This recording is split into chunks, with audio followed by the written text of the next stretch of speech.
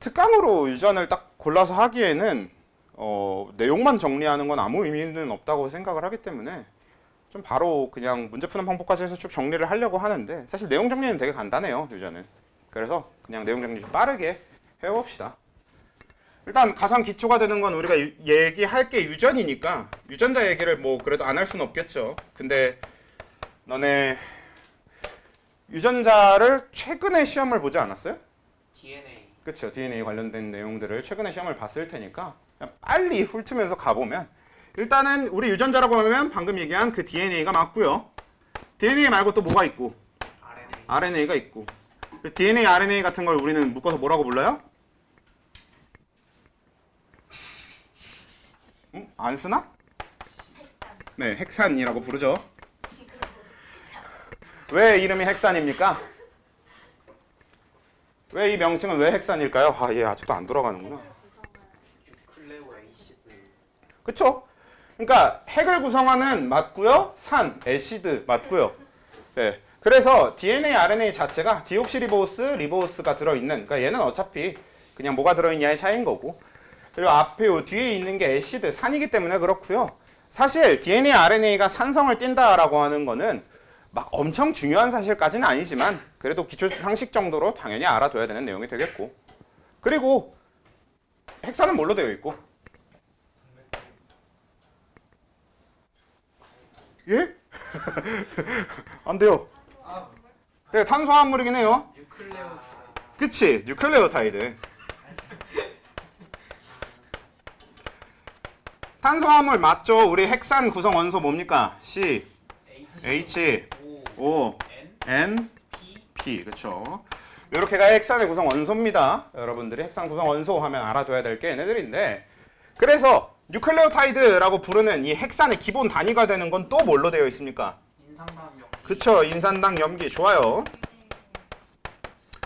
그래서 조금 나눠보면, 그러니까 이 당이라고 하는 게 CHO로 되어 있는 탄수화물이 되는 물질이고요. 그 다음에 염기 쪽이 N, 질소를 포함한, 물론 얘도 CHO가 있긴 있는데 기본적으로 이제 질소를 포함한 쪽이 되는 게 이 염기 쪽이 되는 거고, 인산 얘도 H와 O는 포함은 하고 있지만 그러니까 P를 포함하는 쪽이 인산이죠. 근데 일단 요거는 통합과학에서 더 주로 다루는 거지 생활에서 다루는 건 아니니까 뭐 간단하게 그냥 이렇게만 적어놓고 지나가서, 자, 그리고 핵산이라고 하는 DNA는 유전자를 담고 있고 유전 정보를 담고 있고, 좋아, 다 좋은데, 그래서 그 유전 정보를 우린 저장했다가 사용하거나 해야 될 거 아니에요. 자, 근데 DNA 어떻게 생겼습니까? 이중나선 구조. 그쵸, 이중나선 구조 이렇게 생겨 먹었을 거예요. 근데 이중나선을 매번 그리고 있긴 좀 귀찮으니까 그냥 결국 크게 보면 DNA는 이렇게 실처럼 길게 쭉 있는 걸 거란 말이야. 여기 들여다보면 안에는 이제 이중나선이 있다고 하더라도. 자, 근데 이렇게 실의 형태로 된 물질을 저장하고자 한다고 하면 그냥 냅둡니까? 우린 보통? 아니면 어떻게 해서 냅둬요? 묶어요. 그치? 여러분들 집에 실 보관하는 거 그냥 실이 쭉 길게 있는 상태로 대충 놓는 게 아니라 감아 놓잖아. 그래서 우리 그 세포 내에서 이 핵산이라고 하는 이 DNA라고 하는 게 저장되는 방식도 마찬가지로 어디다 감아 놓을 거예요. 그래서 이 DNA 쭉 보면요, 중간중간 이렇게 감겨 있습니다. 근데 결국 이게 감겨 있으려면 그 실도 그냥 감아 놓는 게 아니라 감기 위해서 가운데 뭐가 있어? 네.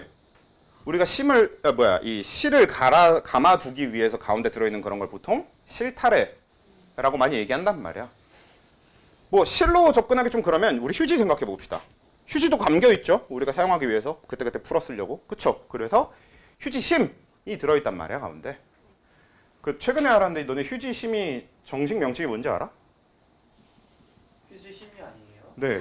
휴지심이 아니래요. 이 휴지심 정식 명칭이 뭔지 알아? 휴지다리. 그냥 되게 간단한 명칭인데 종이로 된 관이라는 뜻이거든. 그래서 지관이라고 부른대. 그냥 우리 휴지심이라고 합시다. 나는 저런 게 제일 이상한 것 같아요. 아무튼 그래서 그런 휴지심 느낌으로 얘가 감고 있어야 될 그 가운데 심지 같은 게 필요하단 말이야. 이렇게 감아두려면. 그래서 이 안에 뭐가 들어있는데, 뭐가 들어있게?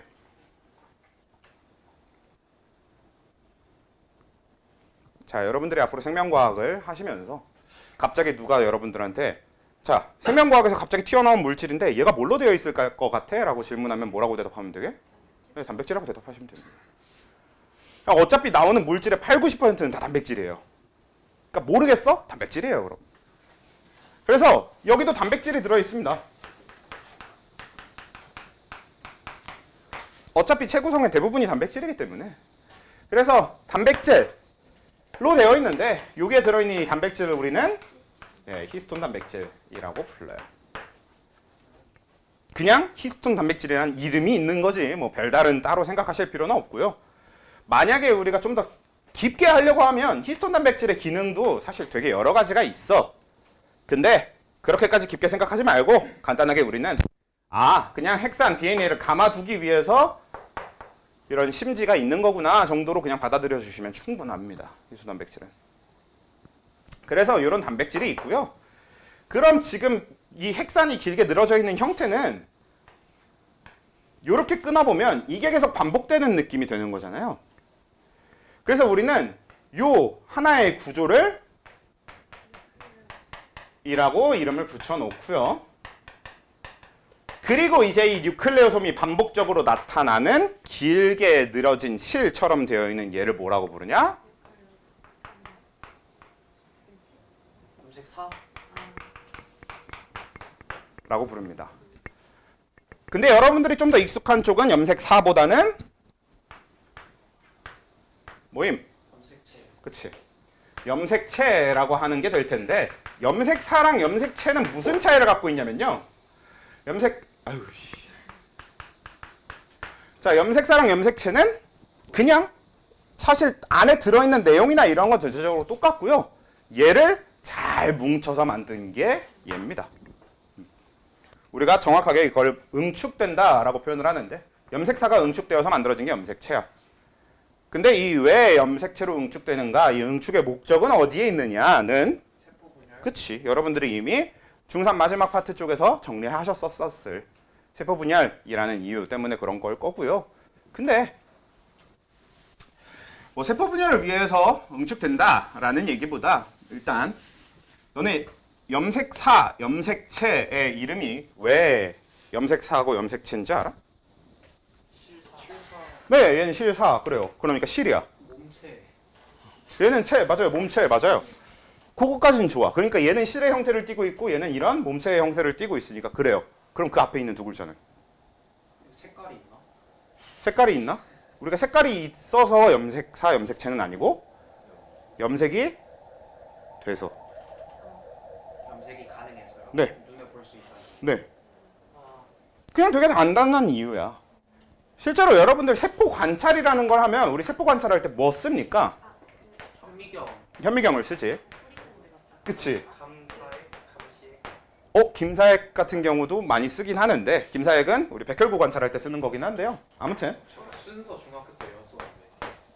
현미경으로 세포를 관찰할 때 실제로 그냥 세포를 올려놓고 관찰하잖아? 그러면 아무것도 안 보여요. 거기서 염색되는 게 좀. 그치? 그래서 우리는 이 세포를 관찰하려면 이 세포를 꼭 염색을 해야 되거든? 뭐 동물 세포 같은 경우는 메틸렌 블루라는 걸 이용해서 하고 식물 세포 같은 경우는 아세트산 카민이라는 걸 이용해서 한다. 뭐 이런 게 중3 때 나왔던 건데 생원은 사실 거기엔 관심이 없고요. 아무튼 우리가 염색약을 뿌려서 세포를 염색해서 관찰하게 되는데 실제로 세포를 염색하면 세포에 핵이 염색됩니다. 근데 실제로는 핵이 염색되는 것도 아니고 핵 안에 들어있는 게 염색되는 거고 그러니까 정확하게 염색사, 염색체 얘네가 염색돼요. 그래서 그냥 이름 자체가 염색되는 실, 염색되는 몸체입니다. 되게 단순하게 지어져 있어. 그러니까 이름은 되게 편하게 지은 거야. 사실 이것도 마찬가지야. 핵산, 핵 안에 들어있는 산성 물질. 그러니까 이름은 되게 다 간단하게 지었고 그러니까 이름이 어떻게 지어졌는가가 그 자체의 특성도 많이 얘기해 주기 때문에 그렇게 그런 식의 한번 생각만 해두시면 크게 어려울 게 없는 용어들이라고 생각해요. 물론 뉴클레오솜 이딴 거는 뭐 무슨 의미를 갖고 있는 건지 파악이 잘 안 되긴 하는데 뭐 이런 거는 굳이 이름에 대해서 뜯어봐서 어떤 특징을 갖는다 이렇게 얘기할 것까지도 없으니까 그냥 우린 이 핵산이나 염색사, 염색체 이런 식의 표현에 조금 얘네들은 염색이 되는 실, 염색이 되는 체 이래서 염색사, 염색체구나 이렇게 한번 기억해두고 지나가면 좋을 것 같고요. 자, 그런 다음에 이제 이 염색사랑 염색체 이 염색체에 대한 이야기를 조금 더 이어서 해보면 자, 우리가 방금 이렇게 그린 염색체가 있는데 근데 앞으로 여러분들이 그리고 원래도 여러분들이 더 많이 봤을 염색체는 이렇게 생긴 거. 자, 이렇게 생긴 거는 이름이 뭐게? 염색체. 염색체입니다. 그럼 이렇게 생긴 건 이름이 뭐예요? 염색체. 염색체예요. 그런데 왜 둘은 다르게 생겼죠? 저게 분리돼가지고 저거 된거 아니에요? 이게 분리돼서 이게 되는 것 맞긴 맞는데요. 이게 분리돼서 이게 된다 보다 저게 복제돼서 이게 복제돼서 이게 된다가 우리가 조금 더 우선적으로 생각해야 될 포인트가 돼요. 그러니까 이 복제라는 과정은 우리가 세포가 분열하는 데 있어서 굉장히 중요한 과정이 되지. 뭐 체세포 분열 얘기를 잠깐 해보면 체세포 분열 왜 해요? 생장, 성장 있었는데. 자, 그치? 우리가 분열이라고 하는 것 중에서 사람이 가장 많이 하는 분열은 당연히 체세포 분열이 되고요. 그리고 이 체세포 분열이라고 하는 건 목적이 생장, 성장, 그러니까 생장이라는 데 목적이 있어요. 예를 들면 키가 큰다던가 몸집이 커진다던가 그치? 나 얼마 안 했나 봐.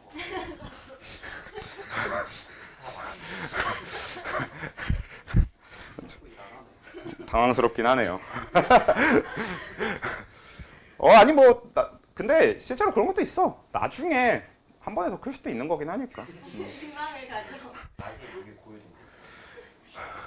네, 제 친구가 군대 가기 전까지 저랑 키가 같았는데 군대 가서 클 수도 있다. 네, 제가 178이에요. 사실 반올림을 해서 178이지만 아무튼 178인데 근데 걔가 이제 저랑 키가 같았었는데 걔 군대 갔다 오고 나서 183? 182?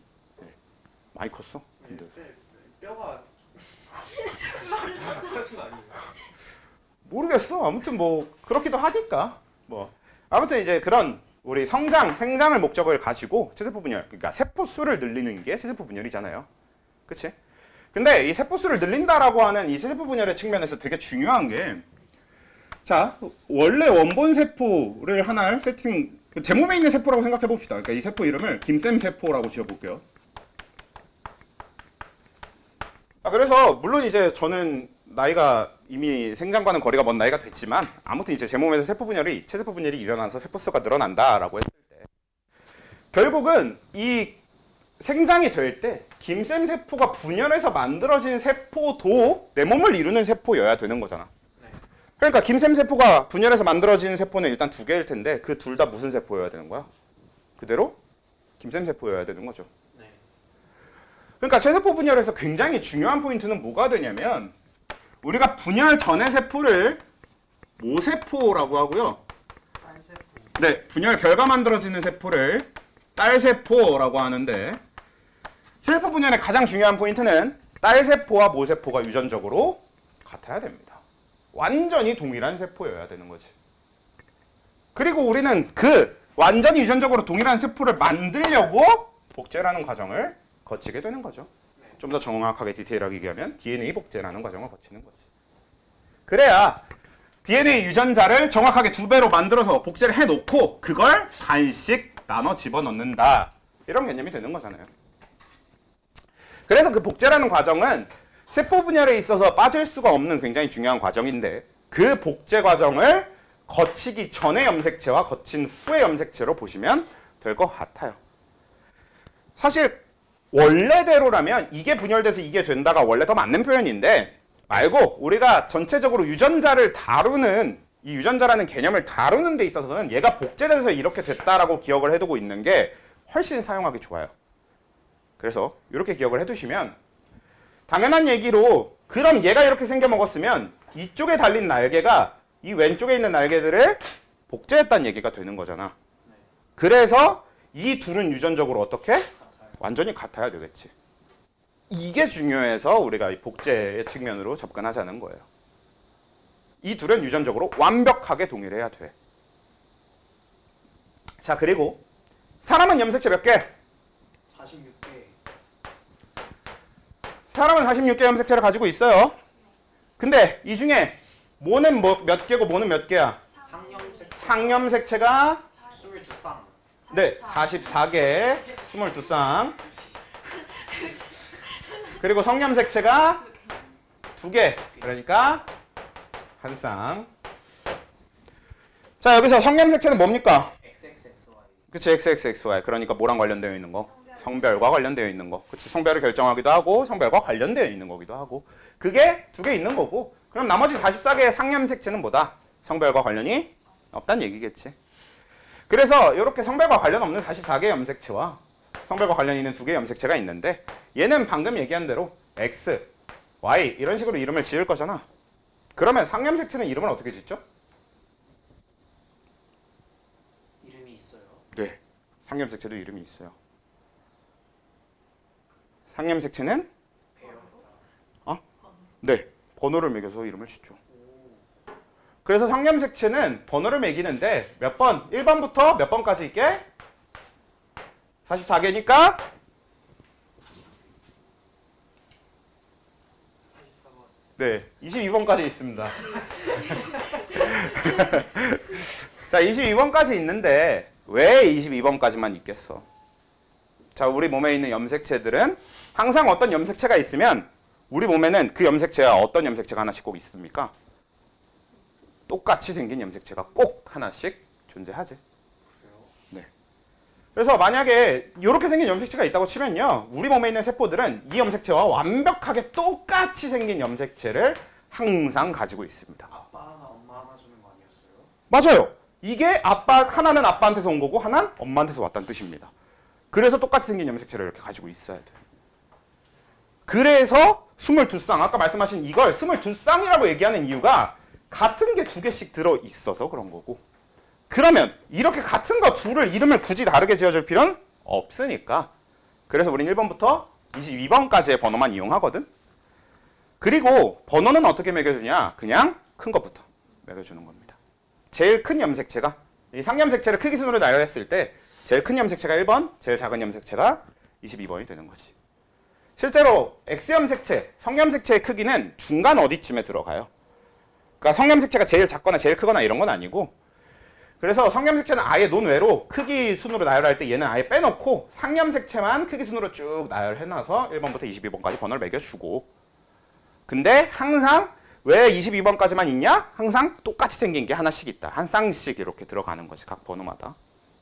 그래서 우린 이 똑같이 생긴, 아까 말한 엄마한테 하나, 아빠한테 하나씩 받았을 그 2개의 염색체를 무슨 관계라고 불러? 상동 염색체라고 부릅니다. 그래도 좀 한자적인 접근을 하시는 분들이 많은 것 같으니까 실사자 얘기하시는 거 보면 네, 서로상 같을 동 아니긴 한데 일단 같을 동은 맞아요. 그리고 상은 모양을 뜻합니다. 네, 그래서 모양이 같은 염색체가 맞아요, 원래는. 그래서 모양이 같은 염색체로 상동 염색체는 항상 모양이 같은 쌍을 얘기하는 거거든. 자, 근데 여러분들 그럼 이 44개는 22쌍으로, 그러면 우린 이걸 뭐라고 표현할 수 있게 되냐면, 그러면 상염색체 44개는 22쌍의 상동 염색체로 되어 있다, 이렇게 표현할 수 있는 거고, 그리고 성염색체도 2개의 성염색체는 한 쌍의 상동 염색체라고 표현하면 좋을 것 같기는 한데요. 근데 문제가 하나 있는데, X염색체랑 Y염색체는 생긴 게 같게 다르게 다릅니다. 예, 실제로 X염색체가 이렇게 생겼다고 하면 Y염색체는 훨씬 작아요. 실제로 가지고 있는 유전자의 양도 더 적어요. 네. 그러니까 X염색체랑 Y염색체는 그럼 상동염색체가 맞게 아니게? 아니어야 되는 거 아니에요? 아니에요. 그래서 우리가 XX를 가지면 뭐예요? 성별이? 여자요. 여자. 그러면 여자는 23쌍의 상동염색체가 있는 겁니다. 근데 남자는 22쌍의 상동염색체가 있는 게 되는 거지. 왜? 남자는 X, Y를 갖게 될 거고 X랑 Y는 뭐니까? 상동이 아니니까. 근데 우리 이제 뒤에 얘기할 거지만 X, Y를 그래서 문제를 풀다 보면요. 상동이라고 얘기해야 되느냐? 상동이 아니거든? 근데 이따 제가 프린트를 드리면 프린트에 뭐라고 적혀 있을 거냐면 상동이 아니지만 상동처럼 행동한다.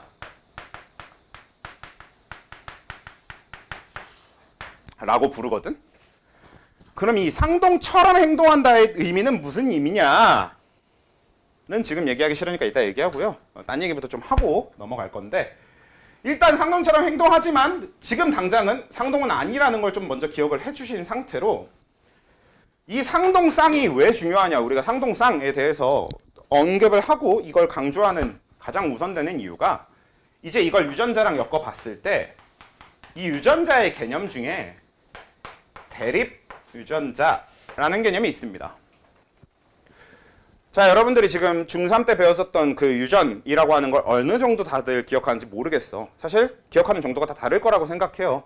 특히나 중학교 때 과학학원을 다녔으면 뭐 좀 기억을 좀 더 잘 할 수도 있고 그리고 중학교 때 뭐 좀 과학을 열심히 안 했다 싶으면 기억을 잘 못할 수도 있으니까 다 기억하는 정도가 조금씩 다르긴 할 텐데 자, 그렇게 되는데 이때 대립유전자라는 개념은 너네 중학교 때 근데 에비오식 혈액형을 다루나? 유전에서? 네? 에비오식 혈액형, 혈액형 네. 다루지? 다루는구나. 혈액형이 뭐예요? A형이에요? 혹시 혈액형의 유전자형이 어떻게 되는지 아십니까? 본인의? AO. 그래? AO. 좋아요. AB요. AB? 오케이, AB. AB. AO. 뭐야, 왜 이렇게 A가 많아? 55. 55요. 55. 뭐가 왜 이렇게 많아? O형 3명, A형 2명, AB형 2명? 전 세계의 통계와 완벽하게 반대로 가고 있는. 오가 제일 적지 않나? 이런 양념 없어. 예, 한 명 있어요. 여기 있습니다. 네, 이제 제가 B호인데. 근데 여러분들이 왜 이걸 이렇게 적었어요? 혈액형이라는 걸 결정하는 게 유전자가 몇 개 필요하니까. 두 개요. 2개 필요하니까. 그리고 2개는 어떻게 된 거야? 하나는 엄마한테, 하나는 아빠한테 받잖아요. 실제로 저는 제가 B형인데요. 저희 아버지가 B형이고 저희 어머니가 O형이에요. 그래서 이제 저희 어머니는 여러분들 다 아시는 분이니까. 근데 아무튼 그분이 이제 O형이신데 그래서 저는 이제 그렇게 B 하나, O 하나를 받았고 아마 O이신 분들은 그냥 어머니한테 O, 아버지한테 O 이렇게 받은 거일 거고 이렇게 다 하나씩 이렇게 우리가 유전자를 받게 되잖아. 그러다 보니까 우리 이렇게 유전자가 한 쌍 모여서 결정하게 되는 걸 형질이라고 해요. 최종적으로 발현이 되는 거. 아마 고1 때 좀 형질에 대한 건 다루는 걸로 알고 있으니까 전사 번역 과정을 통해서 형질이 발현된다. 이런 걸 이제 얘기를 하셨을 테니까. 그러면 그 형질이 발현되기 위해서 필요한 한 쌍의 유전자를 우린 대립유전자라고 부르는 겁니다. 그냥 별건 아니야. 그러니까 대립유전자를 뭐 이렇게 혈액형 얘기로 안 하고 뭐 멘델의 유전 법칙 하면 가장 많이 나오던 게 원래 이제 완두콩이니까 완두콩 얘기로 한다고 치면 라지알 스몰알 뭐 이렇게 해가지고 얘는 완두콩 모양이 둥글게 되는 유전자고 얘는 완두콩 모양이 주름지게 되는 유전자인데 요 두 개가 모여서 완두콩의 뭐를 결정하는 거야? 완두콩의 모양을 결정한다. 또 뭐 완두콩 하면서 또 많이 나오는 게 그쵸? Y.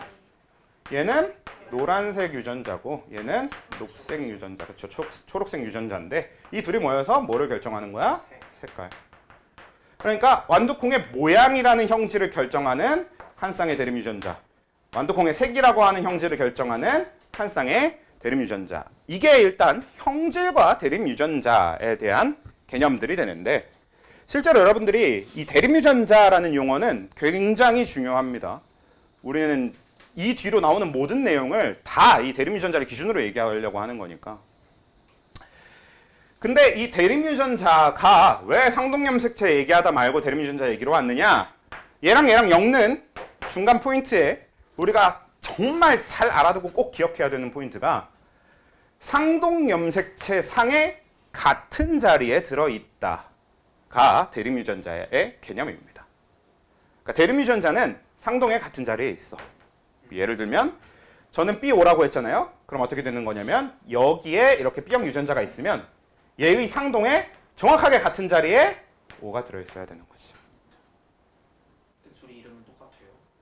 근데 이 둘은 번호는 같은 번호를 매겨주는 거지.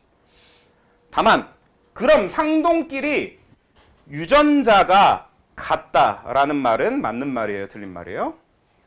틀린 말이 되는 거지. 그러니까 상동은 유전적으로는 다른 두 개의 염색체입니다. 다만 모양이 똑같고요. 대신 어떤 식으로 표현을 해주게 되냐면 같은 형질에 대한 대립유전자를 나눠 갖고 있다. 이런 식으로 이제 표현을 해주는 거지. 네. 그래서 일단 이게 기본적인 상동염색체와 이 대립유전자 간의 관계, 그리고 이게 정말 중요해요.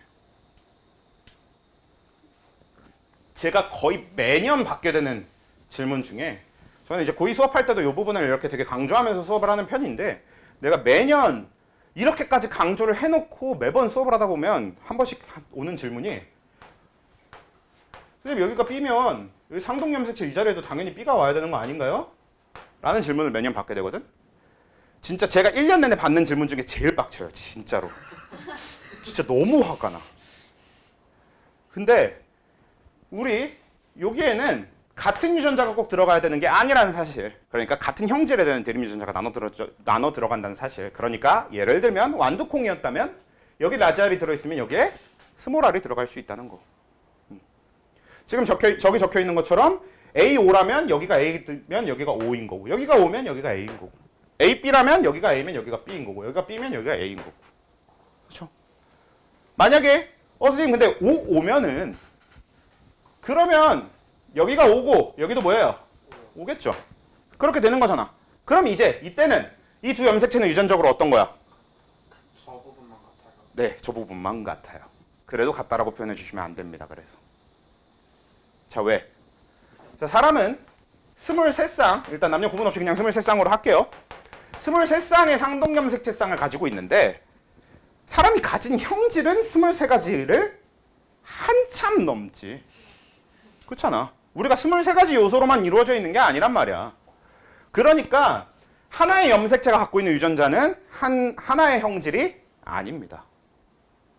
그러니까 하나의 염색체는 굉장히 여러 형질에 대한 유전자를 갖고 있을 거니까 우리가 이제 그걸 뒤에서 연관이라는 용어와 이 연관이라는 형태로 다루게 될 건데 이렇게 여러 유전자가 연관되어 있을 거니까 같은 염색체가 같이 들어있을 거니까 결국 사실 두 상동염색체가 유전적으로 같으려면 여기에 들어있는 모든 대립 유전자가 정말 우연히 엄청나게 낮은 확률로 같아야만 유전자가 같아질 수 있는 거지.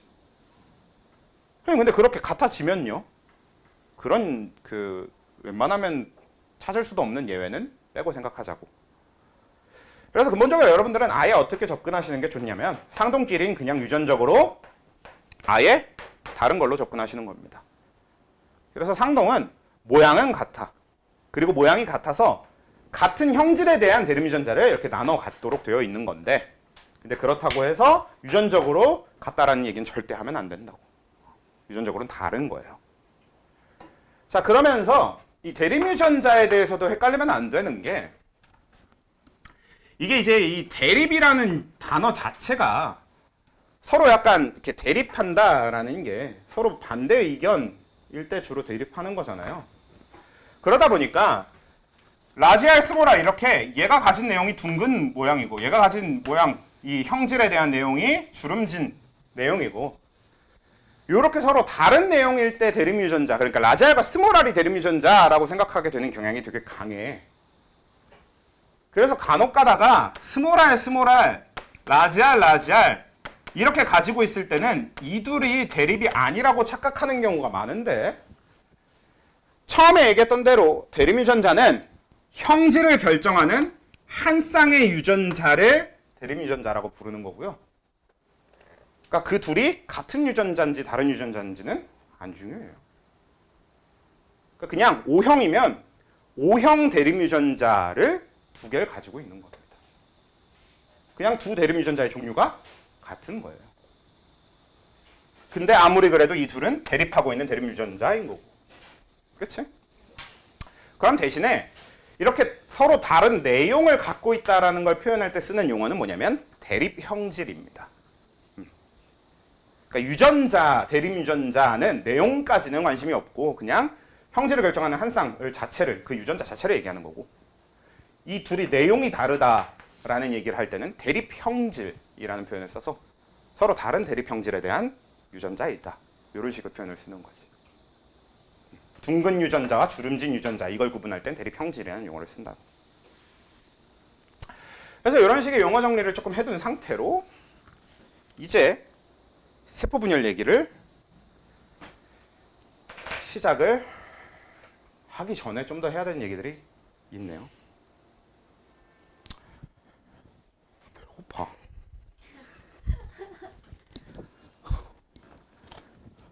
잠시만요. 아몬드 좀 먹고. 원래 식단을 싸왔어야 되는데 아침에 식단 쌀 시간이 없어가지고 제가 PT를 해가지고 식단이 밥 150g, 150 맞구나. 밥 150g, 닭가슴살 200g, 아몬드 30g, 계란 하나 이거든요. 어느 정도인지 모르겠어요. 그냥 그지 같아요. 네. 그걸 몇 끼니 먹으려니까 약간 죽을 것 같긴 한데 아무튼 그걸 근데 아침에 싸울 시간이 없어갖고 아몬드만 사왔는데 그래도 약간 아몬드 먹는 낙으로 살았거든. 아몬드 맛있으니까. 제가 아몬드 맛있어요. 근데 이게 아몬드만 계속 먹다 보니까 이게 아몬드 특유의 맛은 이미 몸이 너무 익숙해져갖고 안 나 별로. 그래서 약간 나무 씹는 것 같아요. 그냥 나무 씹는 것 같아갖고 기분이 썩 좋지는 않습니다. 아몬드 먹으면 머리 좋아지네. 저는 더 안 좋아져도 되는데. 뭐 아무튼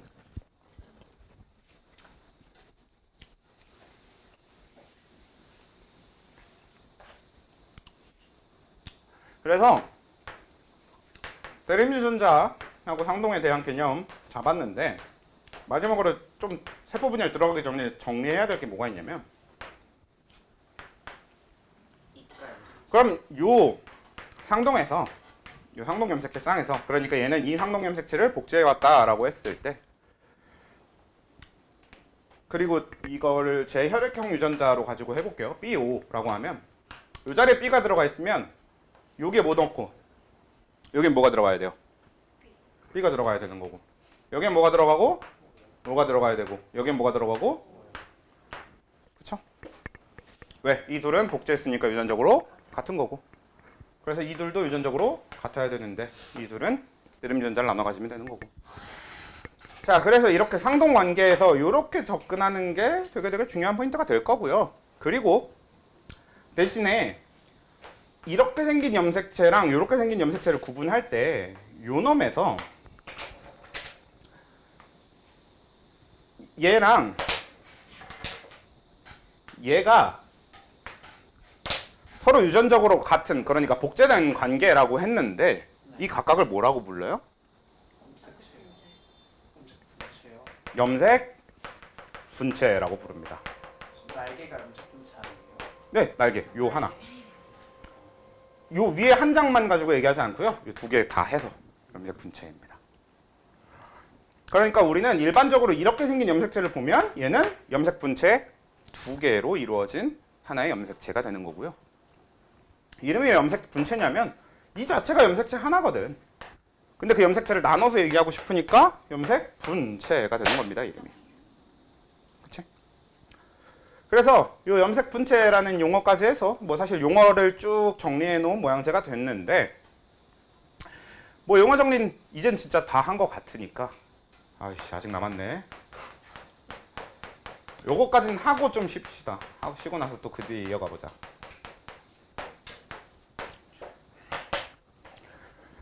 남은 용어가 이제 핵상하고 핵형 이렇게 두 가지가 있는데요. 핵상은 뭐고 핵형은 뭐냐를 얘기할 때 핵형부터 얘기를 해봅시다. 핵형. 이 뭐게? 그냥 글자 자체에서 핵의 형태입니다. 그래서 핵형은 핵의 형태인데 문제는 핵이 어떻게 생겼어요? 우리가 세포 봤을 때 핵인 약간 그냥 계란 노른자 마냥 생겼습니다. 그러니까 별로 크게 핵의 형태를 얘기하는 건 의미가 없거든.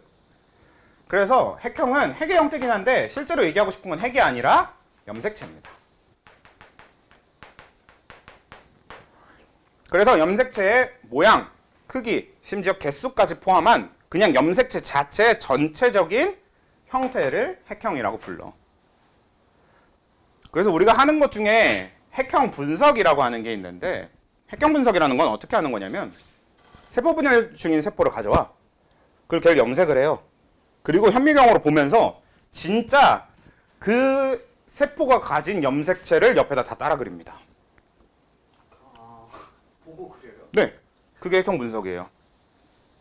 물론 이제는 기계가 해주지만 원래는 이제 근본적으로 핵형 분석하는 방식은 보고 따라 그리던 거예요. 근데 그릴 때 어떻게 그리냐면 당연히 가장 큰 것부터 나열을 해. 그리고 가장 큰 것부터 나열을 해서 제일 큰 애한테 번호를 바로 1번 이렇게 매겨주는 거지. 그렇게 번호도 매겨주는 거고요.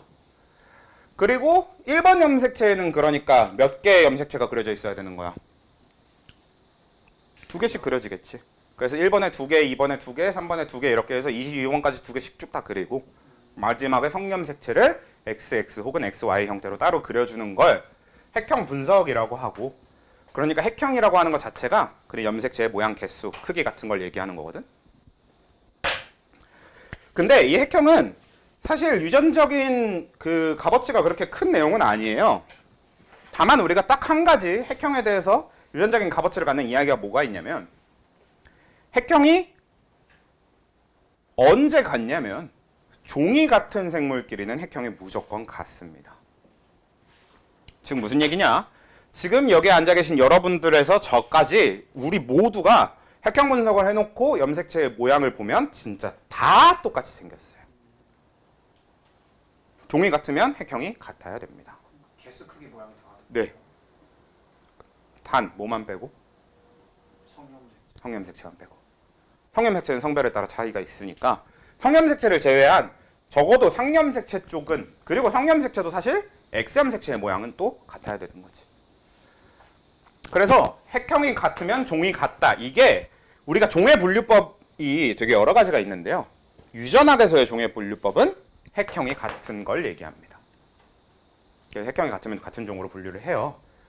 그래서 정확하게 기억은 안 나는데 아마도 침팬지가 맞을 텐데 침팬지도 46개의 염색체를 가지고 있거든요. 근데 침팬지랑 사람이 같은 종이야, 다른 종이야? 종은 다르잖아. 그 염색체 수가 같더라도 그럼 침팬지의 염색체의 핵형, 그러니까 모양을 확인해 보면 사람과 어떻겠어? 다를 거란 얘기인 거죠. 우린 유전학적으로 종을 이 핵형을 통해서 구분을 합니다.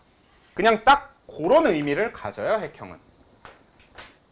그래서 그 정도의 유전학적인 의미만 알고 가시면 되고요.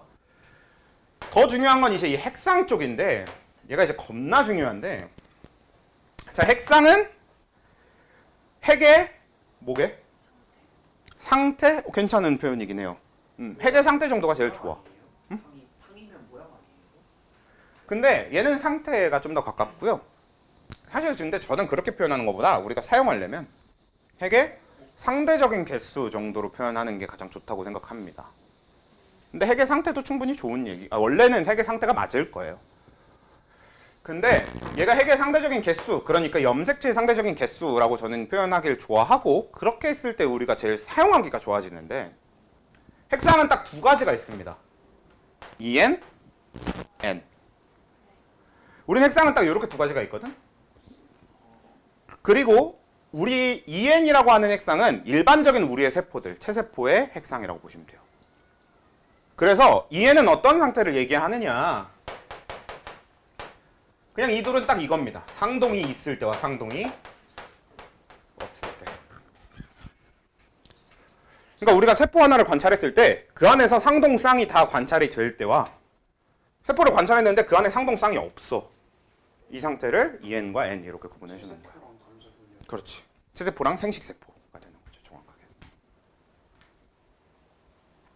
그래서 일단 기본적으로 여러분들이 이 핵상에 대해서는 딱 요렇게 개념이 연결되는 게 제일 중요해요. 우리가 EN이라고 표현하면 상동이 있다는 뜻, N이라고 표현하면 상동이 없다는 뜻으로 연결해 주는 게 우리가 이제 하려고 하는 유전자 분석이라고 하는 주제에 있어서 제일 중요합니다.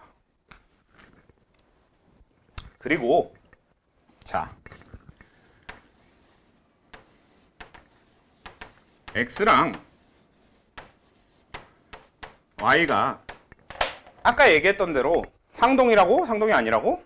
상동이 아니라고 했잖아. 왜? 모양이 다르니까. 그러면 X랑 Y는 같은, 하나의 형질에 대한 대립유전자를 나눠 갖는다라는 표현이 성립해, 안 해? 안 하는 거예요. 아까 처음에 우리 정리했던 게 뭐야? 하나의 형질에 대한 대립유전자를 상동염색체에 나눠 들어가야 된다. 나눠 들어져 있다. 약간 이런 식으로 표현을 했던 거잖아.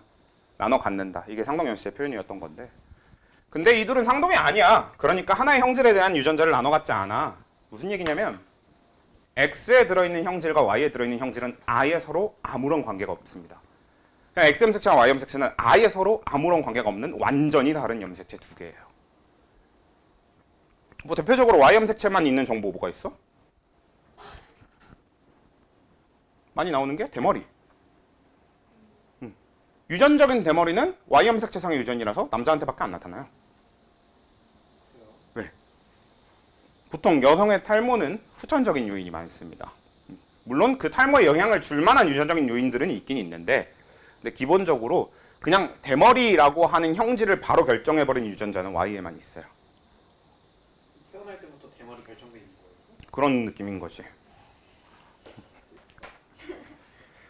그래서 이제 Y 염색체가 가진 유전 정보와 X 염색체가 가진 유전 정보는 아예 서로 아무런 관련이 없어. 그러니까 여기에 들어있는 형질과 여기에 들어있는 형질 정보가 완전히 다른 거야. 완전히. 그걸 잘 기억하신 상태로 쉬자. 아이고야, 좀 쉽시다. 자, 이제 뭐 해야 되냐? 그래요, 세포 분열 얘기를 해야 되네요. 자, 이제 세포 분열.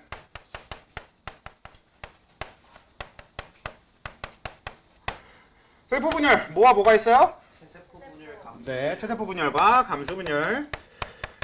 원래는 조금 더 많이 쓰는 표현, 그리고 좀 더 정석적인 표현 쪽으로 가보면요, 체세포 분열과 생식세포 분열이 조금 더 정석적인 표현이고요. 근데 말씀하신 감수 분열이란 표현을 과학자들도 더 좋아하는 것 같아. 그래서 분명 정식 명칭이 생식세포 분열이지만 다 그냥 감수 분열이라고 합니다. 그래서 딱히 감수 분열이라는 표현이 잘못된 것도 아니고 실제로 저걸 더 많이 쓰기는 하는데요. 일단 체세포 분열의 목적은 아까 이미 얘기했다. 뭐 더? 생장, 그쵸? 그래서 생장을 목적으로 뭐를 어떻게 하는, 세포수를 어떻게 하는 게 목적이다. 두 배로 늘려야 네, 세포수를 늘리는 게 목적으로 하는 게 체세포 분열이다 라는 거였고, 그래서 우리가 체세포 분열을 할 때 가장 원칙적으로 중요한 게 모세포와 딸세포가 유전적으로 완전히 같아야 된다, 이 얘기였던 거잖아요. 그리고 여러분들 이제 중학교 내용 한번 다시 한번 쭉 정리를 해봅시다. 간기, 간기, 전기, 전기, 주기, 중기, 후기, 후기. 말기. 좋아요. 그래서 간기에 뭐합니까? DNA 복제 그쵸, DNA 복제. 제일 길어요. 그래요, 제일 길어요. 제일 길다 의 얘기는 조금 나중에 하더라도 일단 DNA 복제를 합니다. 그래서 아까 이미 우린 DNA 복제를 해서 이렇게 생긴 염색체가 이렇게 된다는 사실은 알고는 있었으니까, 그래서 DNA 복제가 된다라는 거 말고, 복제가 되면 이렇게 된다라는 거 말고 간기에서 하는 일은 일단은 넘어가기로 하고요. 또 딱히 또 추가로 생각할 필요는 없고. 그럼 전기에는? 핵막이 사라져요. 예, 우리가 전기에 하는 일 하면 핵막이 없어진다. 네, 좋은데 말고 또 사가 염색체가 돼요. 네, 염색사가 염색체로 응축되는 시기가 이때지. 그래서 우리가 사실 염색체라고 하는 걸 처음으로 관찰할 수 있는 시기는 전기고요. 그래서 요 분열의 과정으로 봤을 때는 아까 우리는 이걸 복제하면 이게 된다라고 얘기를 했지만, 원래는 우리가 제일 처음 마주치게 되는 염색체는 이쪽이 아니라 이쪽입니다. 왜냐면 얘는 복제 과정을 거치면 얘가 이렇게 된다라고 했는데 애초에 염색체가 처음으로 관찰되는 시기가 복제한 이후인 이때 전기 때 처음 관찰되거든요. 그래서 우린 얘는 언제 관찰할 수 있냐면 얘를 관찰하려면 얘가 복제되기 전에 관찰할 수 있는 게 아니라 복제해서 얘가 만들어졌다가 분열이 끝나서 얘가 다시 나눠져서 이렇게 나눠졌을 때 요걸 관찰할 수 있는 거야. 그래서 아까 얘기가 나왔던 대로 요게 분열돼서 이게 되더라. 원래는 이게 맞는 말입니다. 근데 원래 맞는 말이고 뭐고 그런 것보다는 그냥 우리가 사용하기 편한 형태로는 일단 얘가 복제돼서 이렇게다가 좀 더 좋으니까. 네, 그래서 아무튼 이때 이렇게 생각하시면 되겠고요. 방추사가 나타나기 시작. 네, 처음으로 나타나는 게 전기이긴 해요. 그렇지? 근데 생화는 어차피 거기까지 관심이 없고 근데 뭐 당연히 알아야 되는 내용이긴 하지만 우리가 전기에 있는 세포를 간단하게 그려보면 뭐 한 쌍의 상동염색체만 그린다고 치면 이렇게 생겨 먹었을 거고, 그리고 아까 우리 대립유전자 개념까지 같이 집어넣어 보면 여기에 이렇게 B가 있다라고 하면 여기에도 B가 있을 거고 여기에는 뭐가 있고 O가 있고 O가 있고 이런 느낌의 흐름으로 가는 거지. 그래서 이 뒤의 과정도 이 두 염색체에 대해서 쭉 나열을 해봅시다. 중기는 어떻게 됩니까? 적도판에 배열돼요. 그치. 염색체가 적도판에 배열된다라고 하는데 애초에 적도판이라는 게 뭐다? 그냥 세포의 가운데다. 그래서 이렇게 생긴 염색체들을 이렇게 세포의 가운데 이렇게 가서 눕는 거지. 여기 이렇게 B형 유전자, B형 유전자 이렇게 갖고 있고 여기에도 O형 유전자, O형 유전자 이렇게 갖고 있는 거잖아요. 네. 그리고 또 방추사. 그치. 방추사가 뭐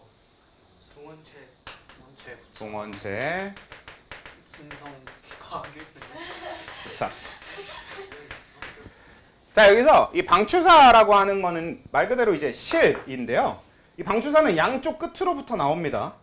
그래서 여기 이제 출발점이 아예 존재를 해서 이 출발점으로부터 이렇게 방추사가 길어져서 만들어져서 여기 동원체라고 하는 게 이 가운데 이 원이란 말이야. 실제로 여러분들 염색체를 관찰하잖아? 그럼 이렇게 동그라미처럼 생긴 동원체가 없어요. 원래 있는 건 아니고 그냥 우리가 보기 편하게 그릴 때 이렇게 그려놓는 겁니다. 실제로 이렇게 동그라미처럼 생긴 게 실제 염색체에 존재하는 건 아니에요. 그냥 그 염색체의 특정 부분을 우리가 동원체라고 이름을 짓고 표시하기 위해서 그릴 때는 이렇게 동그라미를 해놓는 겁니다. 편하자고 하는 거니까. 그래서 이제 이 동원체에 와서 방추사가 부착이 되는데 이 방추사는 이 양쪽 끝에 중심체라고 하는 게 있어요. 이 중심체가 뭐냐면 그냥 그 자체로 방추사 덩어리입니다. 그러니까 방추사의 재료로 엄청 묶여 있는 그냥 그런 물질인데 이 중심체 자체가 방추사의 재료로 해서 방추사가 합성이 돼요. 이 중심체로부터. 그래서 여기 양쪽을 기준으로 방추사가 이렇게 가운데 쪽으로 길어져서 동원체에 부착된다. 이런 식으로 접근하는 게 제일 좋습니다. 그래서 이렇게 부착되어 있는 상태에서 중기는 여기서 끝이고 그럼 이제 후기에서 뭐 한다? 양극으로 분리돼요. 네. 정확하게는 제일 간단하게 할 만한 얘기가 뭐냐면 방추사가 다시 짧아지는 거예요. 근데 방추사가 양쪽으로 여기서 출발했으니까 다시 짧아지면 결국 여기로 다시 들어가는 형태의 그림을 나타낼 거란 말이야. 그렇게 되면 가운데 붙어있는 동원체랑 방추사 사이에 이 방추사가 이 동원체를 끌고 가는 그림이 돼버리죠. 근데 이 방추사랑 동원체 사이의 결합이 굉장히 강한 편이거든. 그래서 웬만해선 잘 안 끊어져요. 그래서 동원체와 방추사 사이가 끊어지지 않기 때문에 이 동원체 기준으로 양쪽 염색 분체가 그러니까 이 염색체 가운데가 찢어지는 형태로 이제 분리가 일어나게 되는 거죠. 그래서 후기를 보통 그리게 되면 양쪽으로 이렇게 염색체가 끌려가는 이런 형태의 그림이 주로 많이 나오고요. 여기 이제 아까 얘기했던 B형 유전자, 여기는 O형 유전자 이렇게 있고.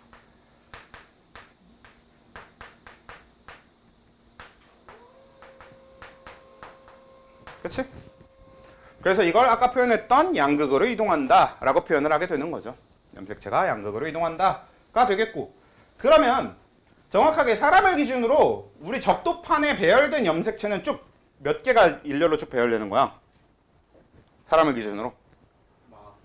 그치? 46개의 염색체가 쭉 일렬로 배열이 될 거거든? 근데 그걸 찢어서 양쪽으로 가져가니까 위쪽으로 이동하는 염색체가 총 몇 개? 46개. 아래쪽으로 이동하는 염색체도 총 몇 개? 46개. 그럼 이 상태에서 가운데를 가르기만 하면 염색체 46개짜리 유전적으로 심지어 어떠니까? 얘랑 얘는 유전적으로 어때요? 같아요. 같은 동원체에 붙어 있었던 두 개의 염색 분체거든. 이 둘이 무슨 관계라고? 복제해서 만들어진 거라고. 그래서 얘랑 얘도 유전적으로 어때요? 같아요. 그러니까 이렇게 찢어져서 가져간 위에 46개와 아래 46개는 유전적으로 전부 다 같아요. 그 상태에서 가운데를 자르기만 하면 유전적으로 완벽하게 똑같은 딸세포 두 개. 자, 이게 체세포 분열 과정이 되죠? 좋아요. 이게 원래 우리가 알고 있는 체세포 분열의 주기가 되는데 생화는 전기, 중기, 후기, 말기에 관심이 없어요. 왜냐면 아까 잠깐 얘기가 나왔지만 간기가 가장 긴데 실제로 간기가 어느 정도로 기냐면 전체 세포 분열하는데 걸리는 시간이 예를 들어 한 1시간 정도 된다고 쳐봅시다. 그러면 이 1시간 60분 중에 거의 한 50분, 55분은 간기입니다. 그러니까 이 전기, 중기, 후기, 말기는 굉장히 짧아요. 한 10분의 1 정도 될까 말까 하는 거지. 관찰하기 힘들겠다. 근데 우리는 염색체 관찰을 전기, 중기, 후기, 말기로만 관찰해야 되는 거고 그래서 세포 분열을 멈춰놓고 관찰시킵니다. 근데 그거는 세포 분열을 멈춰놓고 관찰한다라는 건 생활에서 관심 갖고 있는 내용은 아니니까 일단 그래서 우리는 이 전기, 중기, 후기, 말기는 무슨 일이 일어나는지 알긴 알아야 되나 생활은 이걸 그냥 M기라는 하나의 시기로 묶어버릴 거고요. 그리고 그땐 그냥 이때 분열이 일어난다 라고만 그냥 생각하는 겁니다. 그래서 분열기, 아유 글자가 왜 이래? 분열기 라고 불러줘요. 그래서 그냥 M기 하나로 묶어주고 대신에 세포 주기 전체 대부분을 차지하고 있는 이 간기에 대해서 조금 더 파볼 건데 간기가 그럼 그렇게 엄청나게 긴 시간인데 그 긴 시간 동안 전부 DNA 복제를 하느냐? 아닙니다. 간기 전체 시간 중에 극히 일부의 시간만 뭐 그래도 한 절반 좀 안 되는 시간 정도는 DNA 복제를 하고 있긴 한데 실제로 간기가 있으면 간기의 가운데 시간은 DNA 복제를 하는데 쓰는 게 맞거든? 근데 앞뒤로 DNA 복제를 전혀 하지 않는 시간이 있어요. 그래서 우린 그걸 나눠서 이 간기를 세 단계로 세 개의 시기로 나눌 건데 지원기, S기, G2기 이렇게 세 개의 시기로 나눌 거고요. 그 중에 S기가 DNA 복제가 일어나는 시기입니다. 그래서 S기를 DNA 복제기라고 부르기도 해요. 자, 그럼 G2기에는 뭐 하게? 그러니까 세포주기상 요거 한 다음에 그 뒤에 뭐가 올 거야? M기가 오는 거잖아. 그러면 G2기는 뭐 할까요? 놀아요. 놀지 않지? G1, S, G2, M기 중에서 어느 한 시기도 노는 시기는 없습니다. 불쌍하다. G2기는 뭐해?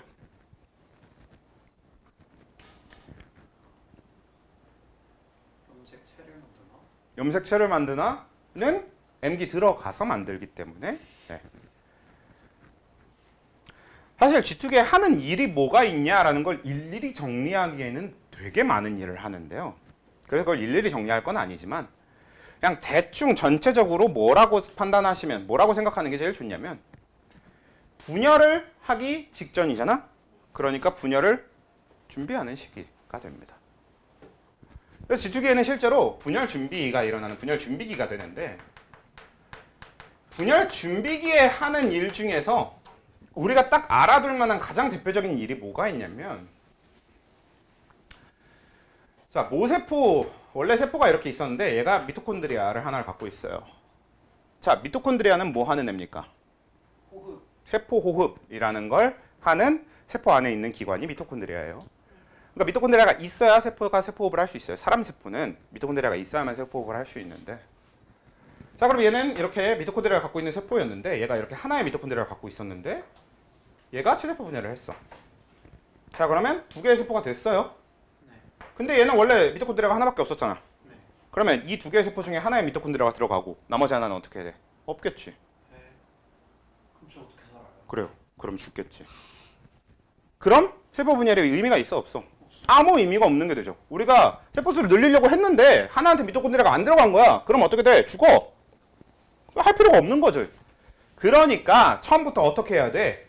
우린 DNA만 복제할 게 아니라 미토콘드리아 같은 이런 우리 세포 안에서 기능을 하는 것들을 세포 소기관이라고 하는데요.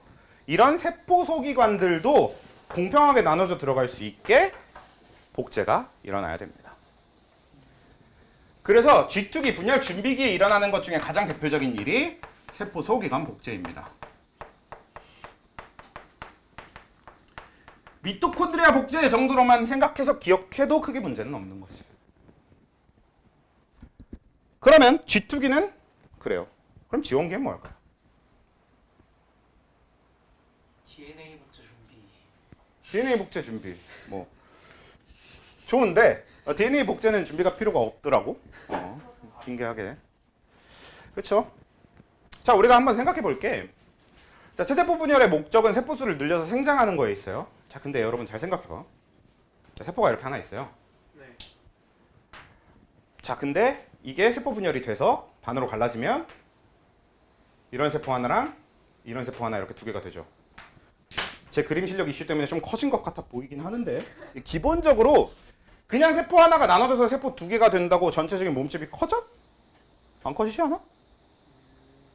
그럼 왜 우린 세포수를 늘리면 생장이 된다라고 생각하고 있는 거예요? 분리. 안 커지잖아. 그럼 이게 생장으로 실제로 연결되게 하려면 어떻게 해야 되겠어? 커져야 해요. 커져야 돼요. 딱 어떻게만 커지면 되냐면 이렇게 해서 분열된 이 두 개의 세포가 얘랑 유전적으로만 같은 게 아니라 크기도 같아지면 되지. 그래서 이 분열 결과 만들어진 딸세포들이 원래 모세포의 크기대로 다시 커지는 과정이 지원기이거든. 근데 설명이 좀 이상하지? 선생님 말씀하신 대로 내가 말한 대로 하면 분열이 끝나고 세포가 생장하는 시기가 지원기. 이 지원기 실제 명칭은 그래서 세포 생장기입니다. 그래서 우리 이때는 세포질이 늘어난다, 세포질이 생장한다 이렇게 표현을 하는데 세포 생장기가 지원기가 위치가 여기 M기 뒤거든. 원래는 그게 맞아. 분열이 된 세포가 다시 원래 크기대로 돌아가야 되는 게 맞으니까. 근데 왜 저기서 지원기를 맨 앞에 갖다 놓은 거야? 저거 늘리려면은 공간이 필요하지 않을까요? 오, 그건 아니긴 한데. 체세포 분열은 원래 한 번 하고 끝나는 네. 체세포 분열은 원래 한 번 하고 끝나는 게 아닙니다. 원래 체세포 분열은 사이클이에요. 그러니까 지원기, S기, G2기, M기를 거치고 나면 우리가 분열기, 그러니까 M기가 끝난, 그러니까 말기가 끝난 세포를 어떤 세포라고 부르냐면 지원기 세포라고 부릅니다. 그러니까 M기가 끝나면 그게 다시 지원기 세포예요. 그래서 얘는 G1S, G2M, G1S, G2M을 계속 반복하면서 세포수를 늘려가는 게 체세포 분열이란 말이야. 네. 그래서 간기의 맨 앞인 지원기는 실제 위치가 M기 뒤이기도 하면서 동시에 간기의 맨 앞이기도 한 거지. 네. 그래서 그렇게 순서가 되어 있는 거라는 거. 그러니까 얘 명칭이 세포 생장기긴 한데요.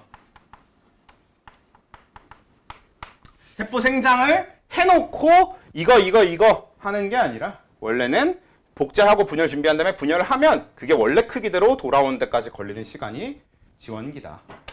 그러고 나면 다시 또 S기, G2기 복제, 분열 이런 식으로 반복을 하는 거죠. 근본적으로는 이런데 근데 우리가 그냥 사용할 때는 좀 그렇잖아. 이게 꼭 나눠진 다음에 커질 필요가 없고 처음부터 커진 다음에 나눠지면 되는 거 아니야? 실제로 그렇게 생각하셔도 아무 상관없습니다. 어차피 계속 도는 거기 때문에 커지고 분열한다고 생각하든 분열하고 커지고 생각하든 같은 말이에요. 살짝 닭이 먼저냐 달걀. 그냥 그런 느낌이 드는 거라서 크게 신경 안 쓰셔도 되는 거긴 한데요. 그런 세포 생장이라는 게 꼭 이루어져야 세포수가 늘어나는 게 키가 큰다 혹은 몸집이 커진다의 형태의 생장이랑 연결이 되는 거지. 자, 근데 이 세포 생장이라고 하는 게 여기서 좀 생각을 해볼 만한 게 뭐가 있냐면 요 전체 시기가 여러분들 약간 옛날에 방학 시간표 짜듯이 한번 짜보면 그러니까 세포가 한 번 분열하는 세포 주기를 이렇게 또 원으로 해놓고 여기서 방학 시간표 짜듯이 이렇게 나눠보면요. 한 요 정도가 이제 전체 세포 분열 한 번 중에서 M기가 차지하고 있는 시간 정도로 볼 수 있고요. 그리고 이렇게 돈다고 하면 M기 뒤에 오는 건 G1기일 거 아니에요. 네. 실제로 한 G1기가 이 정도 차지하고 있고요. 쓸데없는 거. S기가 이 정도 차지하고 있고요. 되게 이게 G2기입니다. 그러니까 무슨 얘기냐? G1기가 제일 길어요. 근데 G1기는 세포마다 다 조금씩 달라. 그러니까 생장을 더 많이 해야 되는 세포들도 있고 생장을 좀 덜 해도 되는 세포들도 있어요. 심지어 사람마다 사람 한 명이 갖는 세포의 크기가 다 조금씩은 다르거든. 거의 비슷하다고는 얘기를 합니다만 그래도 조금씩은 달라. 그래서 G1기의 길이도 사람마다도 좀 다 다릅니다. 그래서 이 G1기가 정확하게 얼만큼이다 라고 얘기할 수는 없지만 그래도 어떤 사람이든 다 공통적으로 G1기는 제일 길어요. 그래서 세포 주기 중에 G1기가 제일 길다. 그냥 이게 포인트가 되는 거고 그 다음으로 긴 게 보통 일반적으로 S기가 되고요. G2기 같은 경우는 M기랑 별 차이가 없습니다. 주기는 굉장히 짧아요. 그래서 이런 식으로 주기의 길이도 좀 알아두실 필요가 있는데 근데 여기서 저 세포 생장기에 들어있는 단어 생장기 이걸 좀 생각을 해보자. 자, 생장기, 사람의 성장기랑 좀 비교를 해봅시다. 자, 여러분들은 지금 성장기입니까? 아닌 것 같아요. 기본적으로는 좀 아니긴 해요. 우리가 흔히 성장기라고 사람의 성장기라고 부르면 보통 한 초등학교 한 3학년 이후부터 해서 한 중학교 2학년에서 3학년 뭐 많이 잡으면 고1까지도 잡을 수는 있을 것 같기는 한데 그러니까 보통 사람의 성장기라고 하면 어떤 시기를 얘기를 하냐면 가장 폭발적인 성장이 일어나는 시기를 얘기할 겁니다. 우리가 이 시기에 육체적인 변화가 가장 크게 일어나죠. 키도 이 시기가 제일 많이 커지고요. 뭐 아니면 몸집이 커지는 시기도 이때가 몸의 변화가 제일 크고요. 뭐 아니면 뭐 2차 성징이 일어나는 시기이기도 하고요.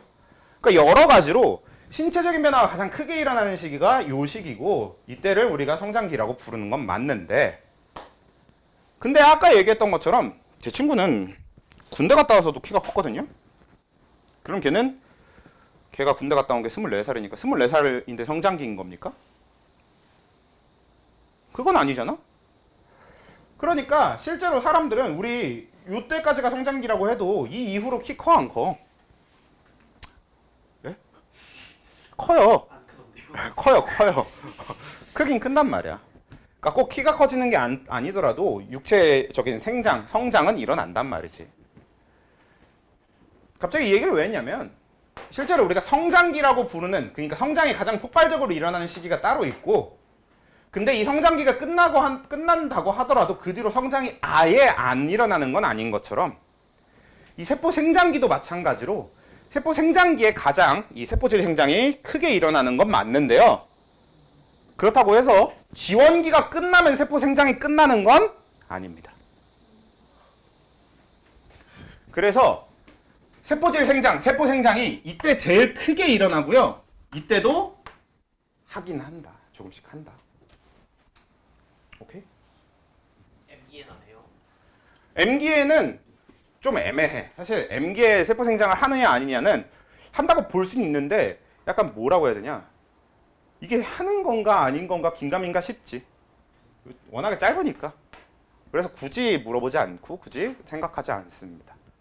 이때 세포 생장을 한다 안 한다 얘기하기가 애매해서. 그래서 이 세포 생장기라고 하는 얘는 이때는 세포 생장을 제외한 다른 일을 아예 안 하거든요. 그래서 이때는 세포 생장만 하고 그것도 그 생장도 엄청 폭발적으로 많이 하기 때문에 세포 생장이라고 부르는 거고 다만 세포 생장이 이때만 일어나는 건 아니라는 거 또 같이 좀 알아두실 필요가 있어요. 재밌지 않아? 없나? 그래도 앞에 좀 아까 하고 있었던 용어 막 계속 나열하고 있는 것보다는 여기가 차라리 낫지 않아? 그렇잖아. 아무튼 그렇고요. 자, 감수 분열해 봅시다. 자, 그러면 감수 분열, 생세포 분열 얘는 목적이 뭐 어디에 있습니까? 생식. 그렇죠. 생식의 목적을 가지고 있어요. 그래서 여러분들이 요 체세포 분열, 생세포 분열을 볼 때 좀 생각해 줘야 되는 게 요 분열 앞에 오는 단어가 주어가 아니라 목적어라고 생각하시면 돼요.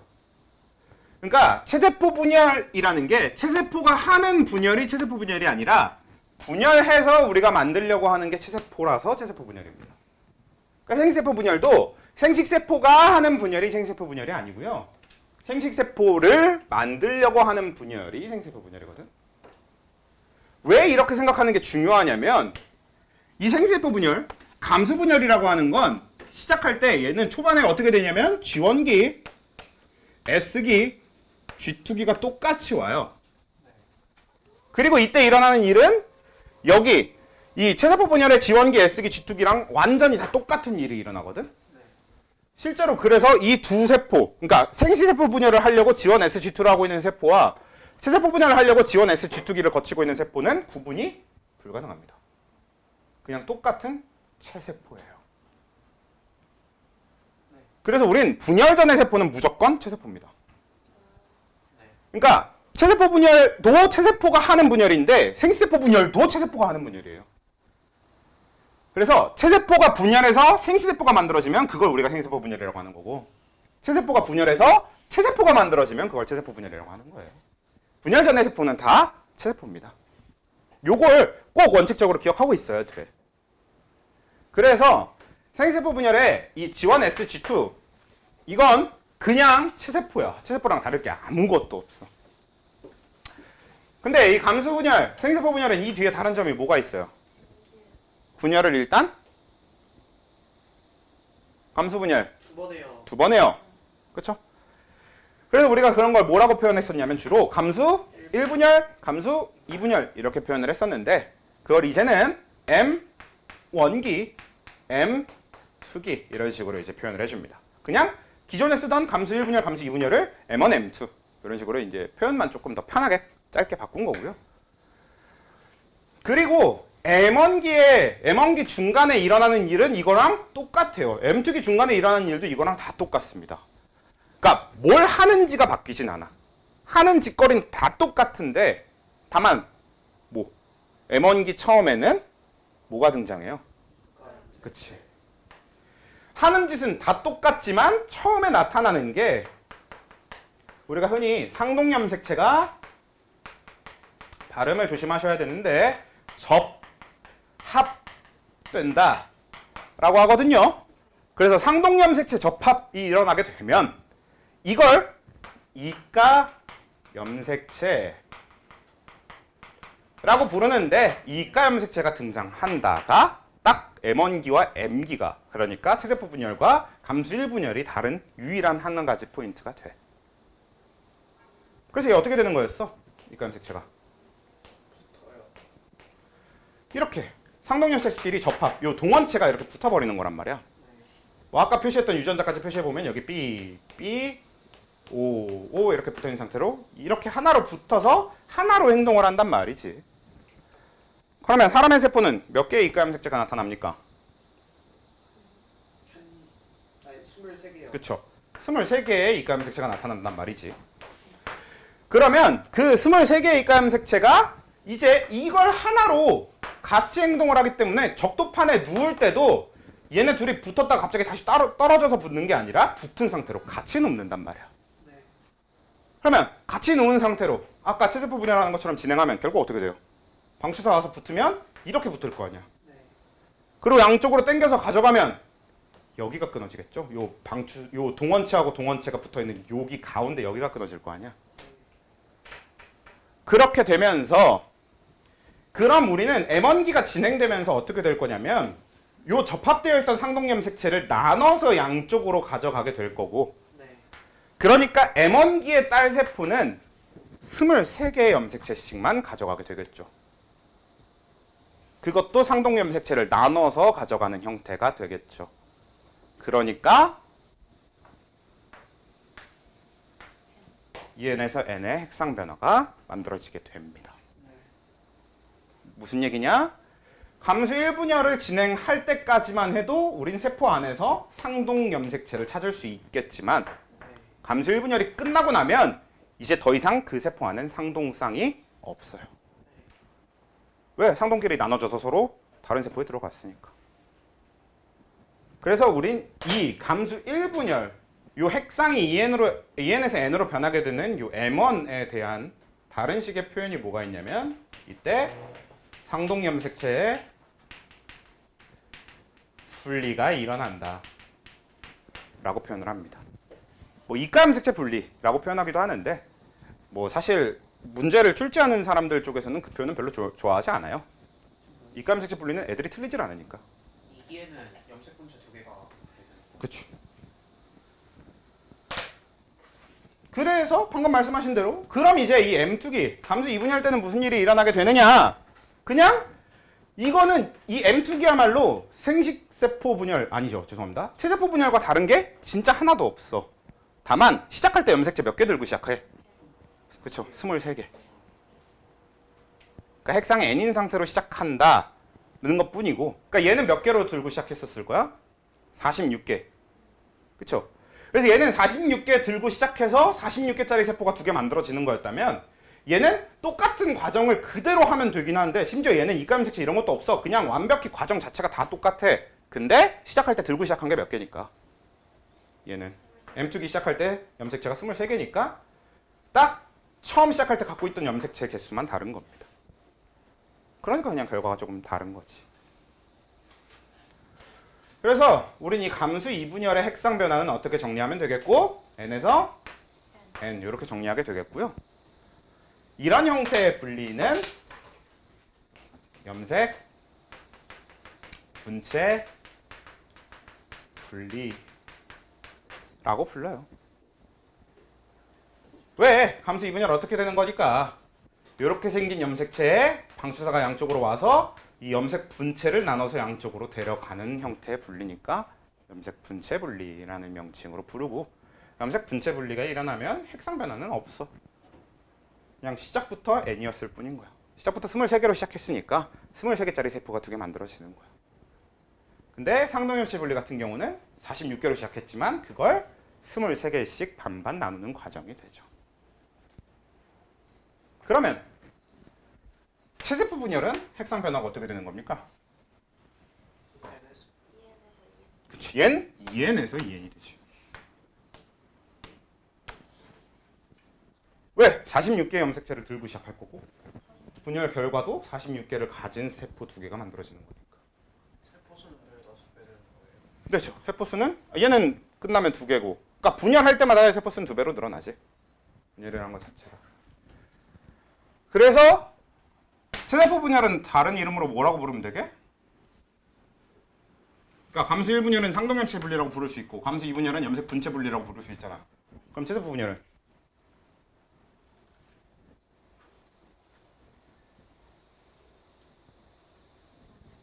네, 뭘 고민해? 똑같이 염색 분체 분리.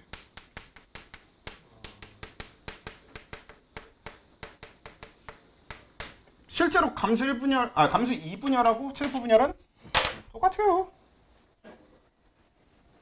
시작할 때 들고 시작한 거보다 다르다는 거 말고는 다 똑같은 거야. 아예 일어나는 일 자체가 다 똑같은 거죠. 돼요? 사실 오늘 유전자 분석까지 그냥 해보는 게 목표였긴 한데 오늘 여기까지 합시다. 아이고 힘들다.